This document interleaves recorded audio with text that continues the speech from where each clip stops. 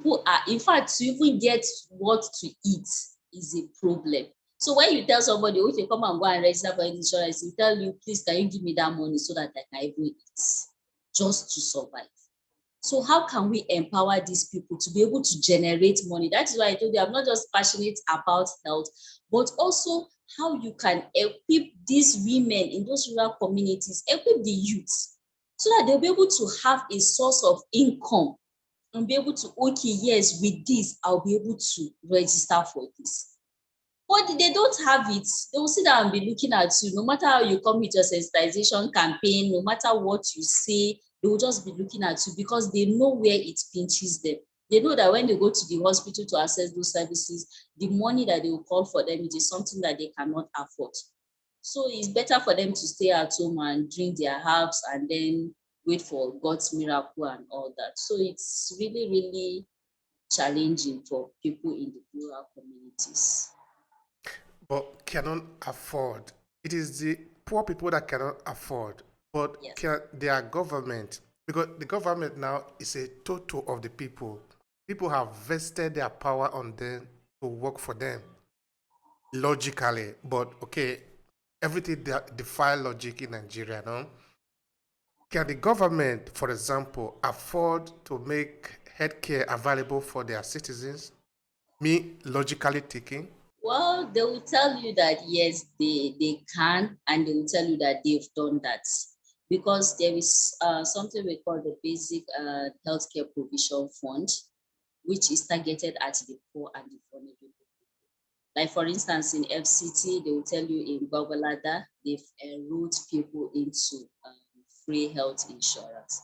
But it will shock you. It will, like when they wanted to do that enrollment, we tried to like work with them to look for people that really needed those services, like the poor and the vulnerable people. And when the people went, they were being screened and they were sent away. And the truth is that, you know, every policy that the government does and says is for the poor, most times it comes back to the relations and friends of the government. They just go and pick their people. It's just like this Empower that we felt, okay, Empower is for everybody. And then before you know it, people that are in government are just, in fact, people that are working in government were also into Empower. So you can imagine any money from your salary as a government worker and also any money from Empower until this TSA, this NIPSS came in, and then probably some of those things were ironed out. So sometimes when they say, okay, there is free health insurance, most times it's still there are people that they go and pick and put. And one of the campaigns that I would say one of my boss initiated was, if people in the community can be wise enough, when a political aspirant comes to you and tell you, cast vote for me, tell him, pay for our health insurance rather than giving us those peanuts, those wrappers, those rice. Why don't you insure our health? Today I was calculating it. If as a political aspirant, you enroll 100 people into FCT health insurance, 100, you only pay 1.3 million naira. 1.3 million naira is a small chicken change for this. So if you can do that for the people, I think the people will go a long way to like be able to enjoy all these healthcare services. And so for the people, they'll say, okay, since you are prioritizing our health, we'll cast our vote for you. So I think this is one of the campaign that needs to start going on. The people should stop collecting 1,000 naira or collecting rice and just say, okay, let me cast my vote for this. They should be able to hold this government accountable and say, provide healthcare for us before we can vote for you. And by so doing, it will go a long way in ensuring that these people live healthy. Because if you don't have a healthy society, who will come and vote for you? There will be nobody to come and vote for you. So definitely, if that approach can work for people to be educated enough to know that yes, they can hold the government accountable, give us health. Because once those people go into power, they don't even turn to look at you, they don't even bother, they don't even care about you or about your health.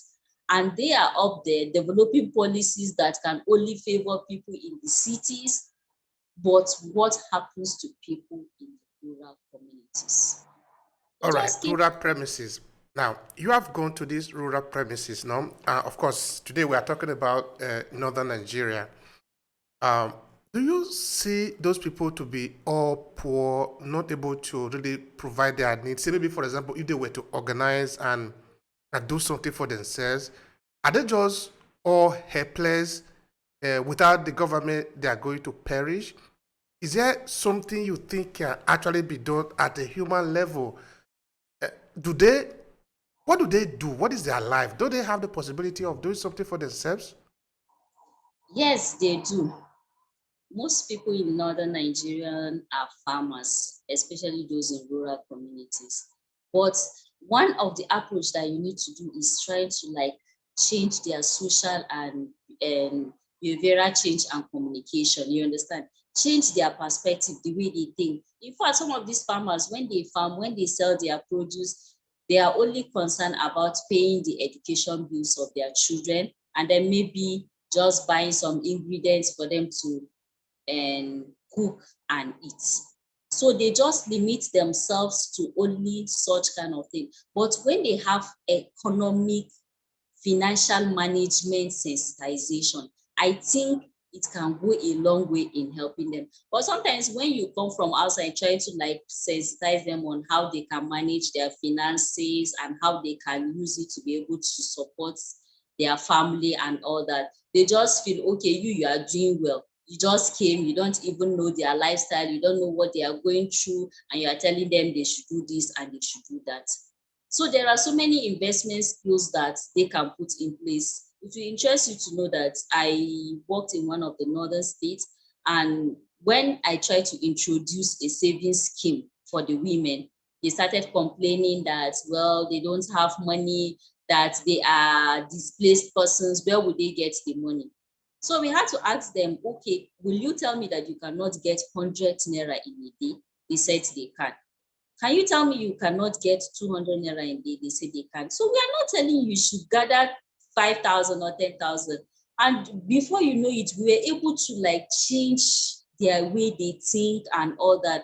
And within a twinkle of an eye, they were able to save. In fact, last month, they shared out their money after 9 months, and some of them were able to save up to 50,000, some 20,000.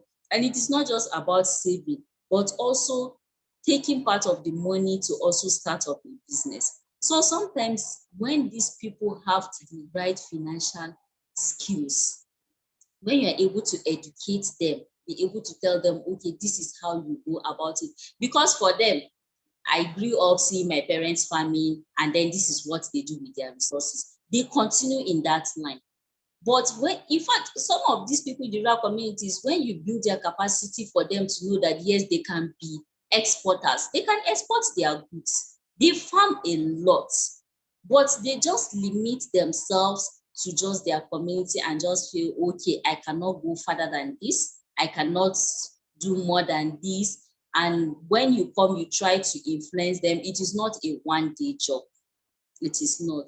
Like when I tried to make these people to start contributing, I had to talk over and over and over before they were able to be convinced to see that yes, we need to do this. And then when they now did it, at the end of it, they now saw that yes, this thing is very good. They were appreciative, and nobody told them to continue again.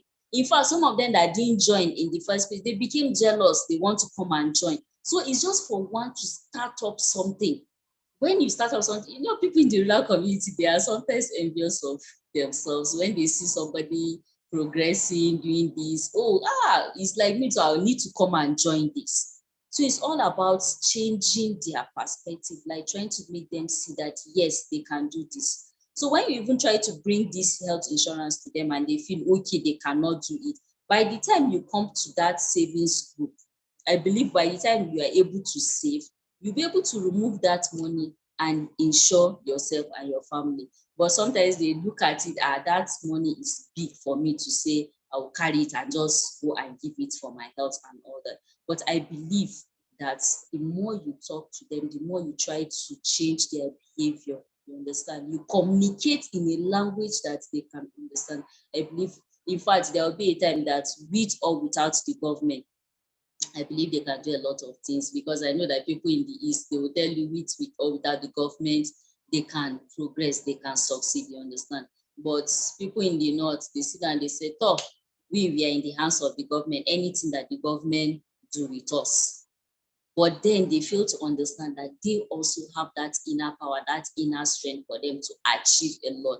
And that is why when you are now trying to promote this education in the northern part of the country, you see now that some of them are now enlightened.